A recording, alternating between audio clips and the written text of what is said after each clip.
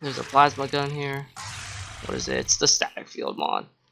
So the static field, like, I don't know about you guys, but I always feel like it's not really much like stronger than the original plasma rifle. But I didn't really want to give what is it? Give players the stun right off the bat, because the stun is obviously the stronger version than the static field.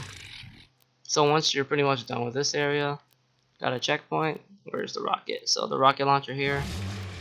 This is kind of like a little, yeah, this is more like hellish type of environment here. This fight, I pretty much want this fight to really complement the rocket launcher and the super shotgun right here. I actually feel like I might make the super shotgun be a bit more obvious. But this fight, it's very fun. You know, if you love like spamming the super shotgun and rocket launcher like I do, you're gonna love it. And this one's the secret. Where it is? Alright, so basically, you know, a lot of classic Doom, they like to kind of like tease you with like, you know, you could see like an item right here, but you're trying to figure out how to get to it. And I pretty much took, you know, that source of inspiration. But eventually, you'll realize that there's kind of like a teleporter. And I feel like this is a very obvious secret to, you know, notice. You see a misaligned texture. And when you go in there, you get that mega health. But you're going to get ambushed by the Mancubus and Baron of Hell. So it's not really that simple. Alright. So what else can I talk about this map? So this is a very fun fight right here. There's a quad damage right here, and I pretty much wanted this fight to really like complement the quad damage. I've always loved like, you know, making fights that just completely complements the quad damage, because it's just so cool to like, you know, see like mid-tier to high-tier enemies just get torn apart by like a rocket launcher or by like what is it? Mastered Zoom heavy assault rifle. Like I just always love that type of design. And let me, yeah, there's definitely like a lot of enemies here, and it's really fun. I personally don't think this fight is too difficult, but I feel like, you know, on the first playthrough it's probably going to be intimidating, because I did kind of like put the quad damage in not really an obvious area. And basically you go into the little teleporter. Now you're outside, kind of like a little mountain type of area. I think this area was inspired by the 4th level of Vile Flesh. I remember kind of like playing like some outside area, and I really liked it, and I kind of wanted to try to do something similar to it with SnapMap. And yeah, this is pretty much the outside area. I don't know what I can say. It's pretty straightforward. Just look for switches, and you're gonna fight like a bunch of enemies here. And then after that, it's the exit. And here's a secret here. This is actually a fake wall. So yeah, when you play my maps, you know, be aware of secrets. And not only that, I'm a big fan of like, you know, fake walls, because it saves so much network. And not only that, it's just, I just like it. You know, I've always liked these type of secrets when I was playing like, you know, Duke Nukem 3D or Doom. I just love those secrets so much. So Redemptor map 1, I'm really proud of this map. It's definitely um it's my favorite one out of like the Redemptor campaign. I'm really proud of the second one too.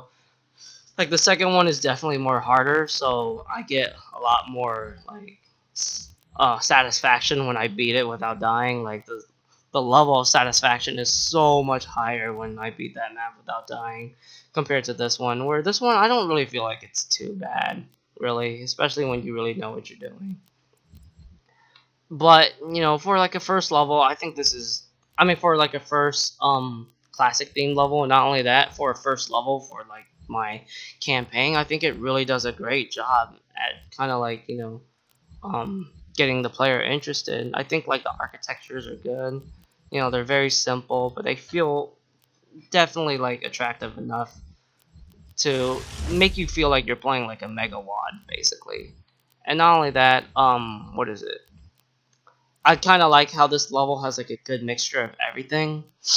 Like, 1 minute, I mean, you'll be like outside of this area, then you're kind of like inside, then you're in the cave, and then you're in the city, then you're in kind of like a hellish facility. Um, I guess this is kind of more like a hellish facility. I wouldn't really say it's like hellish and tech base. This doesn't look like a tech base. And then after that, you're pretty much like outside in like a mountain type of area. So there's a lot like going on for this map. And not only that, this map definitely has a lot of that classic Doom level design. It's very like non-linear, lots of exploration. It's not like an arena to arena type of experience. It feels pretty much like, an authentic 90s first person shooter level design should feel like. So, this was really my last map where I actually enjoyed mapping. Even though, what is it? I remember kind of struggling, making this area at first because I was still just trying to like figure out which texture I wanted to use, and not only that, I didn't really have like much inspiration at that time too, so that was also kind of a problem to create like the first few areas of this map. But I'm really proud of how it turned out to be. And then the second map, I guess I'll talk briefly about it. I don't plan on making an episode on the second map because there's really not much to talk about. But the second map was definitely so much harder to make. I just didn't really enjoy making that map, and it kind of sucks that it went that route because I really enjoyed you know making the first map so much that it definitely got me hyped up to make the, what is it? Oh wow, I think I should probably fix this here. I didn't really realize about that. Oh well, it happens. But yeah, so what is it? Oh my god, what was I saying again? So the second map, it was definitely not as fun, which made me not want to like continue Redemptor because the problem was that we just didn't have enough textures. And yeah, since I'm trying to make like a um hell themed classic Doom campaign, it's so difficult without like all the textures that you have compared to like let me say this again. It's basically very difficult to like make that type of campaign when we don't have all the textures from Doom 1, Doom 2, and Final Doom. That's what I'm trying to say. So I've been working on Redemptor Map 3 because I was actually trying to like wait it out to see if maybe we get like an update or something, but I am sure an update is never gonna happen. So what that means is I'm pretty much gonna have to try to finish Redemptor by just making the map smaller and just trying to like do with just trying to like make these hellish maps with what I got.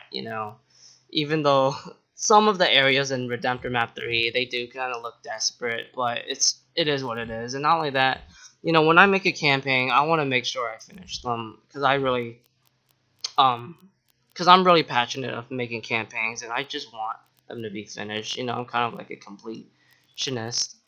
And not only that, after making like Frag like it's 1984, Redemptor Map 1 and Map 2, I can definitely say that it is it's much harder to make like classic Doom themed maps because you just don't really have as much options compared to like the modern maps. I mean, yeah, for like the modern maps, you don't have like, what is it? Wait, you don't have like as much textures and all, but at the same time, the decals are just so useful, and you can totally get like extremely experimental with those things. Sorry, hold up, let me rest my voice a little bit.